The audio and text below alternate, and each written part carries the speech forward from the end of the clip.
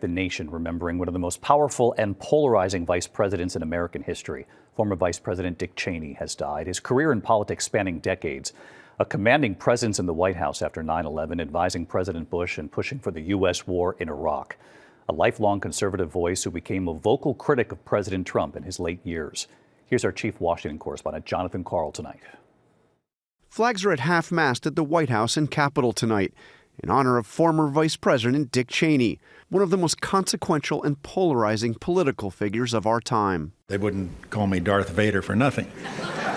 Tonight he is remembered by the president he served, George W. Bush, for his role in guiding America in the aftermath of the September 11th attacks. President Bush writing, he held to his convictions and prioritized the freedom and security of the American people. Former Presidents Biden and Clinton paid tribute as well.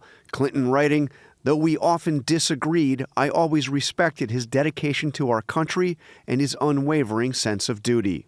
Richard Bruce Cheney was born in Nebraska in 1941, where he was captain of his high school football team, and Lynn, his girlfriend and later wife of more than 6 decades, was the homecoming queen. They had 2 daughters, Mary and Liz. He became President Ford's chief of staff at just 34 years old, the youngest ever. He served 5 terms in Congress, and then as Secretary of Defense for President George H.W. Bush, successfully leading the Pentagon during the first Iraq War. A decade later, he agreed to help George W. Bush find a running mate. He would narrow his short list to one, Dick Cheney himself. He is without a doubt fully capable of being the President of the United States. He became the most influential vice president in American history. On 9/11, with President Bush traveling, it was Cheney, from a bunker below the White House, who ordered the military to shoot down any unresponsive aircraft. He was the architect of America's war on terror, making the case for the 2003 invasion of Iraq, arguing that Saddam Hussein possessed weapons of mass destruction. There is no doubt that he is amassing them to use against our friends, against our allies, and against us. Cheney defended the war even after it was later revealed there were no weapons of mass destruction.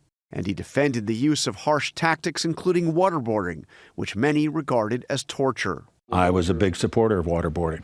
I was a big supporter of the enhanced interrogation techniques. In 2021, Cheney sharply criticized President Trump's actions on and before January 6th. There has never been an individual who is a greater threat to our republic than Donald Trump. And in 2024, the lifelong Republican endorsed Democrat Vice President Kamala Harris, saying Trump should never be trusted with power again. How is Dick Cheney going to be remembered? I saw a lot of history, was there when a lot of it was made. I'm very comfortable with what I did and why I did it and how I did it, and I'll let others judge whether they liked it or not. Do you have any regrets? Not really. Classic Dick Cheney, few words and no apparent self-doubt. And as of this moment, David, still no statement whatsoever from President Trump about the passing of Dick Cheney. And that was one of the last interviews. Still fascinating. No regrets, and he'll let history judge. Yep. John Karl tonight. Thank you.